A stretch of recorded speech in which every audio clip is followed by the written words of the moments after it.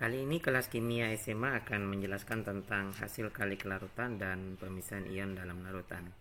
Jadi makna hasil kali kelarutan yaitu untuk menunjukkan tentang suatu senyawa ionik apakah ia mudah larut atau sukar larut. Jadi itulah makna dari KSP. Apabila ia mudah larut, maka KSP-nya akan semakin tinggi atau semakin besar. Apabila ia sukar larut, maka KSP-nya akan rendah. Untuk nilai KSP yang rendah, bisa kita perkirakan apakah terjadi atau tidak suatu endapan. Ini tergantung dari nilai kelarutan ion-ionnya atau yang biasa disebut dengan QSP. Jadi kalau misalnya suatu zat dalam gelas kimia, di sini terdapat senyawa ion AMBN, maka dia akan terurai menjadi A tambah B, positif selalu di depan, negatif di belakangnya, kali silang dengan jumlah unsurnya, jumlah unsur A sebanyak M dan jumlah unsur B sebanyak N. Maka di sini apabila kita tambahkan AMBN di dalam sebuah larutan, maka akan terdapat ion A+ dan B negatif. Apabila KSP AMBN ini besar, maka ion-ion ini akan mudah larut. Apabila KSP AMBN ini kecil, maka ion-ion ini akan sukar larut. Apabila sukar larut, maka kemungkinan dapat terbentuk endapan, tergantung dari yang disebut kelarutan ion-ion itu atau disebut QSP. Apa itu QSP? Jadi QSP itu adalah hasil kali ion-ionnya. Jadi kita bisa membuat rumusnya. QSP kalau senyawa itu adalah AMBN, berarti QSP AMBN sama dengan konsentrasi A plus N, pangkat koefisiennya ini adalah M, dikali B negatif M, pangkat koefisiennya. Jadi untuk mencari QSP-nya,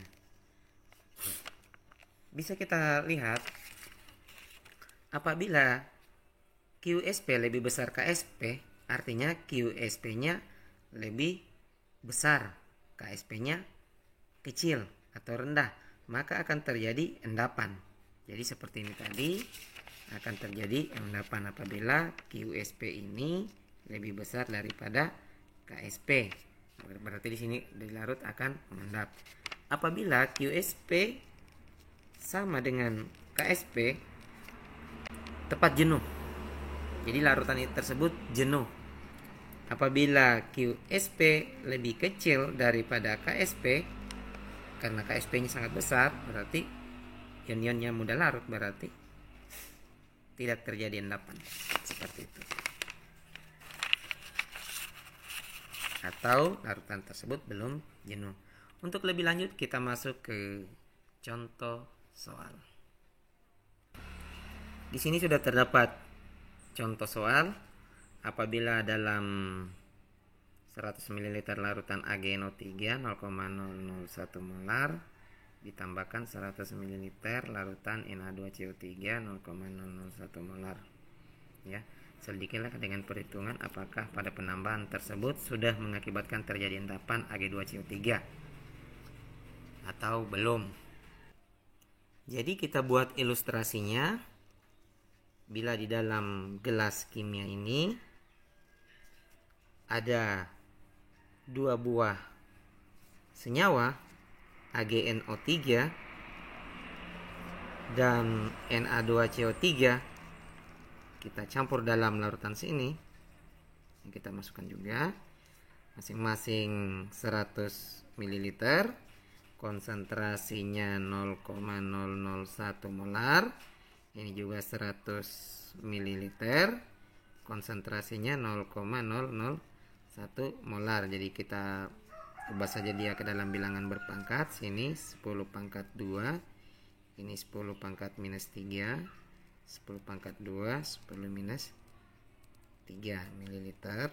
Molaritas, molar ya, molar mililiter.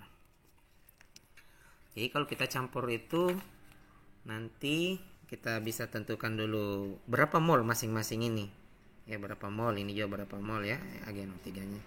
Rumus mol itu sendiri adalah mol sama dengan M kali V ya, molaritas dikali volumenya. Karena di sini dalam bentuk mililiter, berarti dia tambahkan saja M-nya, milimol namanya. Jadi milimolnya masing-masing adalah molaritas kali volumenya. Molaritasnya 10 minus 3 kali 10 pangkat 2. Kalau bilangan berpangkat dikalikan, ini negatif, berarti kurangi 3 kurang 2, 1. Lebih besar ini negatif, berarti 10 min 1 milimol. Ini nilainya sama, jadi pasti hasilnya 10 min 1 milimol.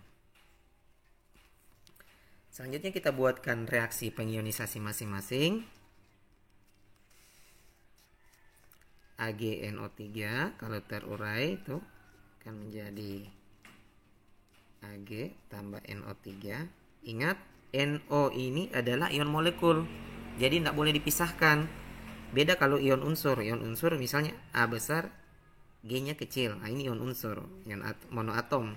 Ini ion poliatom, ion molekul. Jadi 3 ini dia harus selalu terikut.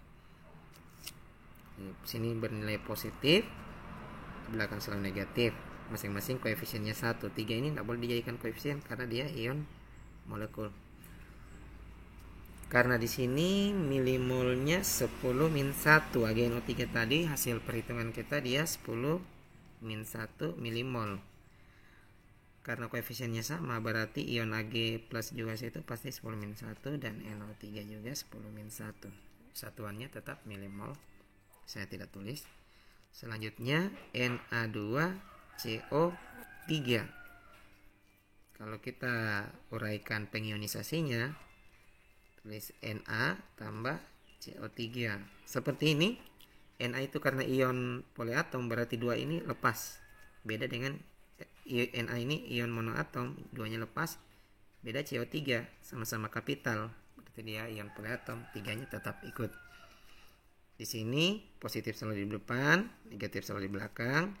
Kali silang naik 2, sini 1. Sebenarnya dalam kurung 1 kali silang di plus saja. Sini kita lihat, kita setarakan dulu. Sini jumlahnya 2 ya, yang kedua tadi 10 min 1. Karena di sini koefisiennya 2 ya, kali 2, 2 kali 10 min 1. Di sini koefisiennya 1, berarti sama 10 min 1. Lalu di dalam larutan ini dari soal ternyata mengakibatkan ada endapan Ag2CO3. Sekarang kita lihat mana ion yang digunakan oleh Ag2CO3. Yang mana? Yaitu ada pada ion ini dan ini. Jadi komposisi dari Ag2CO3 adalah ini ya. Jadi kalau misalnya di sini Ag plus tambah CO3 2 negatif. Kalau kita lihat, kita gabungkan sini Ag, di sini CO3, 2 kasih turun kembali 2. Terbentuk Ag2CO3 sesuai dengan yang ada di soal. Kita lihat konsentrasinya masing-masing. Sini 10 min 1 milimol. Di sini juga 10 min 1 milimol.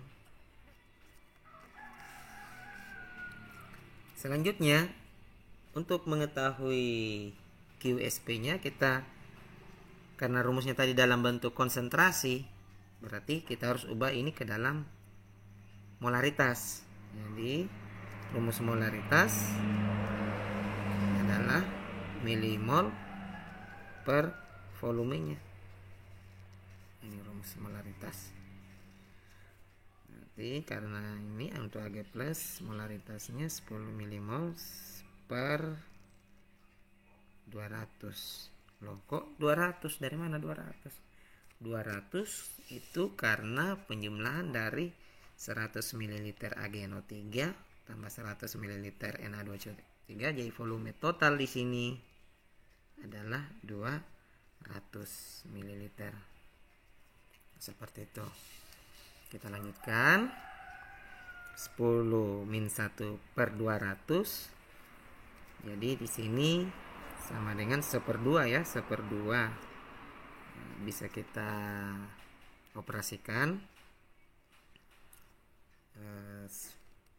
Ini kan 1 kali 10 min 1 1. Jadi saya jadikan sini 10, saya tambahkan sini negatifnya minus 2. 2 kali berapa menghasilkan 10? 2 kali 5. Jadi 10 minus sini pangkat positif, 10 pangkat 2, 200, berarti sama saja kita tulis 2 kali 10 pangkat 2. Positif pindah ke atas jadi negatif. 2 kurang 2, 4. Seperti itu. Jadi 5 kali 10 minus 4 molar. Karena nilainya ini sama, berarti pas nilai ini juga 5 kali 10 minus 4 molar. Sekarang kita sudah ketahui konsentrasi ion Ag plus dan CO3 2- masing-masing. Kita bisa langsung masuk ke dalam rumus QSP-nya. QSP Ag2 CO3 sama dengan konsentrasi Ag plus pangkat koefisien dikali konsentrasi CO3 negatif 2 pangkat koefisien. Sini nilainya 5 kali 10 minus 4. Di sini juga 5 kali 10 pangkat minus 4. Ternyata saya belum setarakan. Ag-nya di sini seharusnya 2, berarti di sini 2. Berarti di sini harus pangkat 2 sini. Nah, jadi sini pangkat 2. Selanjutnya 5 kali 5 25 kali 10 4 kali 2 negatif 8 kali 5 kali 10 minus 4. 5 kali 25 125 kali 8 negatif 8 kurang 4 adalah minus 12. Jadi nilai QSP-nya. Selanjutnya kita bandingkan untuk mengetahui apakah Ag2CO3 ini mengendap atau tidak. Kita bandingkan QSP Ag2CO3 dan kita bandingkan QSP Ag2CO3 dan KSP Ag2CO3. QSP-nya kita sudah mendapatkan tadi 125 kali 10 min 12. Sementara KSP-nya sudah ada memang di soal. Di soalnya itu 6,3 kali 10 min 12. Sekarang kita lihat pangkat negatifnya dulu yang dilihat kalau mau dibandingkan. Oh, sama. Nah, kalau sudah sama tidak ada masalah. Sekarang kita lihat angka yang ada di depan pangkat negatif ini. Mana lebih besar? 125 atau 6,3? Ternyata yang lebih besar adalah 125, berarti tandanya lebih besar. QSP Ag2CO3 lebih besar daripada KSP Ag2CO3. Kalau dia lebih besar, kesimpulannya apa? Ternyata terjadi endapan. Jadi terbukti dalam soal tadi ternyata di sini terbentuk endapan Ag2CO3. Terima kasih, semoga bermanfaat. Jangan lupa like dan subscribe. Komentar yang positif ya.